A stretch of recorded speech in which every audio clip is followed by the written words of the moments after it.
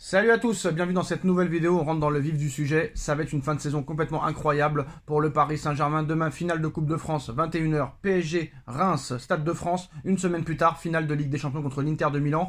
Paris peut tout gagner, Paris peut faire une année exceptionnelle. Vainqueur du championnat de France, vainqueur du trophée des champions, peut-être vainqueur de la Coupe de France, peut-être vainqueur de la Champions League, peut-être vainqueur de la Coupe du Monde des clubs, peut-être vainqueur de la Super Coupe d'Europe. Pour Dembélé, ça peut être aussi exceptionnel. Il peut rajouter avec la sélection la Ligue des Nations. S'il remporte tout ça, il sera Ballon d'Or. La course au Ballon d'Or entre Rafinha, Yamal et Dembélé va être totalement folle. Cette fin de saison entre la Ligue des Champions, la Coupe du Monde des clubs, la Coupe de France et compagnie va être complètement folle. Ce soir, apparemment multiplex entre Naples et l'Inter pour le Scudetto, ça va être la folie aussi. Mais attention aussi au mercato les gars, parce que le Paris Saint-Germain pourrait perdre un top player cet été. Je vous l'ai annoncé il y a quelques jours, le Real Madrid priorise l'arrivée de Vitinha au milieu de terrain. Comme vous le savez, Toni Kroos n'a pas été remplacé cette saison. Et en plus de ça, Luka Modric vient d'annoncer officiellement son départ du Real. Luka Modric, légende du Real Madrid, 6 Ligues des Champions avec le Real. Toni Kroos qui n'a pas été remplacé. Toni Kroos et Luka Modric qui ne sont plus au Real Madrid. Sûr et certain que Florentino Pérez va passer à la caisse très clairement pour prendre une pointure au milieu de terrain pour remplacer ces deux légendes. Et Vitinha est pisté par le Real Madrid et ça serait une priorité pour Florentino Pérez pour cet été, selon le journal espagnol Marca, qui confirme les informations d'il y a quelques jours. Alors le Portugais est perçu comme une recrue idéale, alliant la qualité de passe de Toni Kroos et la conduite de balle de Luka Modric.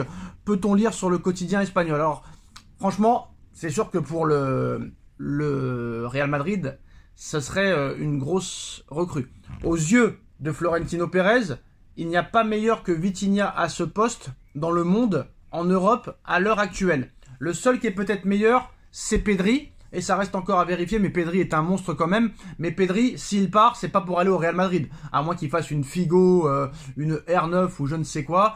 Très clairement, voilà, Pedri n'ira jamais au Real Madrid normalement. S'il part, ce sera plus pour un Manchester City, pour un Paris Saint-Germain ou je ne sais pas. Quoi qu'il en soit, voilà, c'est annoncé partout. Le Real Madrid s'intéresse à Vitinha. Le Portugais possède la qualité de passe de Toni Kroos et la conduite de balle de Luka Modric selon la Maison Blanche. Cependant, les merengues sont conscients de la difficulté que ça va être de recruter le milieu de terrain du Paris Saint-Germain. Paris demande 130 millions d'euros pour laisser partir son phénomène portugais. Quand même, ça va être compliqué pour le Real de mettre 130 millions d'euros. Après, est-ce qu'il y aura une offre avoisinant les 100 millions d'euros? Tout dépend de ce qui va se passer dans les prochaines semaines. Si tu gagnes la Coupe de France demain avec un Vitinha monstrueux, si tu gagnes la Champions League contre l'Inter avec un Vitinha monstrueux, si tu gagnes la Coupe du Monde des clubs avec un Vitinha monstrueux, si Vitinha il gagne la Ligue des Nations avec le Portugal en étant monstrueux, peut-être que Monsieur Pérez va casser la tirelire. En tout cas, le Real Madrid cible Vitinha pour son milieu de terrain cet été. Donc vraiment feuilleton à suivre à partir de samedi prochain, vu que c'est samedi prochain que s'ouvre officiellement le mercato pendant 3 mois de folie. En ce qui concerne Lamine Yamal, comme on a vu, Lamine Yamal intéresse beaucoup de clubs, surtout le Paris Saint-Germain. Et là maintenant, Monsieur Laporta ne veut plus attendre pour prolonger Lamine Yamal par peur que les grosses cylindrées européennes, notamment le Paris Saint-Germain, arrivent très clairement sur le dossier. Alors, on s'est renseigné, apparemment la dette du FC Barcelone n'a pas bougé. Elle est toujours de 1,8 milliard d'euros. Pour tous ceux qui vont péter un câble, parce que Twitter c'est magnifique, Twitter, TikTok, YouTube, tous ceux qui ont inventé ça, franchement, c'est du grand art. Quand je vois la haine qu'il y a sur tout ça, je vis la vie. Je dis merci la vie. Qu'est-ce que c'est beau. Qu'est-ce que c'est magnifique. Apparemment, il y a des gars qui se sont donné rendez-vous la semaine prochaine entre Marseillais et Parisiens. Ils vont se taper pour du football. C'est magnifique. C'est du grand art. Alors, on s'est renseigné avec le projet Camp Nou là, qui est en train de se faire. Et le Barça, comme ils n'ont pas fait de grosses ventes encore une fois ces dernières années, ils n'arrivent pas à redresser la barre. Et apparemment, il y a toujours 1,9 milliard de dettes pour le FC Barcelone. Donc, cet été, il va y avoir des ventes. Et apparemment, l'offre de prolongation de contrat est arrivée sur la table de Lamine Yamal, et honnêtement, bon, c'est pas impressionnant, mais pour un joueur de 17 ans, ça peut quand même aller. Les modalités de la prolongation de Lamine Yamal au Barça, contrat jusqu'en juin 2030, 9 millions d'euros par an pour commencer, puis qui augmentera chaque année afin d'atteindre les 18 millions d'euros de salaire. 9 millions par saison, t'es que le 4e salaire du club. Avec ce que t'as fait cette saison, est-ce que tu vas t'en contenter? Je ne sais pas. Est-ce que Yamal va accepter? Je ne sais pas. En tout cas, pour l'instant, il n'a toujours pas prolongé et il est toujours à 1 an de la fin de son contrat. Et quoi qu'il en soit, je pense que M. Laporta va recevoir quelques enveloppes avec des propositions cet été. Voilà. On a vu Enrique aussi parler, hein, il nous reste 2 finales, nous voulons marquer l'histoire du club, mais chaque chose en son temps. Nous avons déjà une finale demain contre Reims que nous n'avons pas battu cette saison, donc nous sommes d'abord pleinement concentrés sur ce match. Voilà. À la guerre Lucho, hein, très pragmatique, très concentré, très réaliste, donc ça fait quand même assez plaisir. Alors, apparemment, il y a des nouvelles infos là encore sur Vitinha. Le Real a tenté une approche, hein, déjà. En effet, les dirigeants du Real ont essayé de convaincre déjà Jorge Mendes pour le futur transfert du milieu de terrain portugais. Pour l'instant, le PSG oppose un refus catégorique, hein, affirmant que Vitinha n'est pas à vendre. Mais comme vous le savez, tout le monde est à vendre. Il suffit d'y mettre le prix.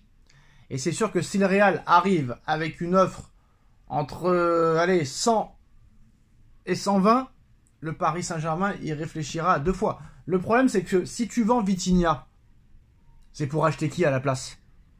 Parce qu'à part Pedri, qui est meilleur que Vitinha à l'heure actuelle?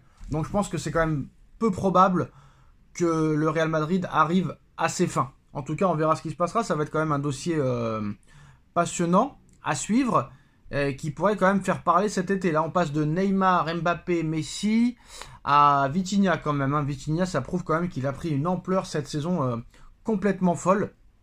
Et ça fait quand même plaisir de voir ça, la progression qu'il a eue. Luis Enrique, il a été alerté sur les 2 derniers matchs de la saison. Hein. On veut marquer l'histoire depuis le premier jour, mais il ne faut pas vendre la peau de l'ours avant de l'avoir tué. On est présent, il faut mettre la cerise sur le gâteau, il faut continuer sur la même lancée. La seule finale importante pour l'instant est celle de demain. Nous sommes concentrés sur la finale de demain. Nous n'avons pas battu Reims cette saison, il faudra rester concentré. Alors on va voir un petit peu les autres actus de la journée. Hein. Il y a beaucoup de choses à dire. Diouf de Reims pense pouvoir battre le PSG. Oui, c'est possible, tout le monde peut battre tout le monde, on croit en nous. On est capable du meilleur comme du pire. Donc voilà, il a raison d'y croire, hein, très clairement. Luis Enrique sur la récente prolongation de Luis Campos, c'est la meilleure nouvelle possible sans aucun doute. Avec Luis Campos, j'ai ressenti cette connexion dès le premier jour. C'est l'un des meilleurs, pour ne pas dire le meilleur directeur sportif. Il le mérite. C'est peut-être le meilleur, mais tu as refusé quand même tous les joueurs qui t'a amené au Paris Saint-Germain. Marquinhos qui reste flou sur son avenir au PSG. Je joue le prochain match comme si c'était le dernier. C'est la meilleure manière d'aborder ce métier et ce sport. Ça va vite le foot. Je ne peux rien prévoir. J'ai tellement d'amour pour ce club. Je donne le max à chaque match.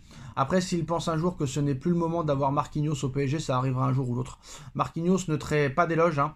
Ne tarit pas d'éloges sur la saison du PSG. Avant ces 2 finales, c'est une de mes meilleures saisons, mais aussi pour le club. Il faut les 2 titres pour concrétiser ce travail. On va tout faire pour arracher les 2.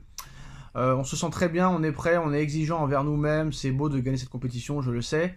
Donc voilà, très clairement, tout le monde est prêt pour ce Final Four, on va dire. Voilà, très clairement. Et il faut pas oublier qu'il y a la Coupe du Monde des clubs qui arrive très vite. Hein. La Coupe du Monde des clubs, c'est dans 3 semaines. Hein. Donc ça va très vite aussi, et ce sera aussi un objectif pour le Paris Saint-Germain. Donc voilà les gars, c'est la fin de cette vidéo. Dites-nous en commentaire ce que vous en pensez, et à très vite. Tchuss.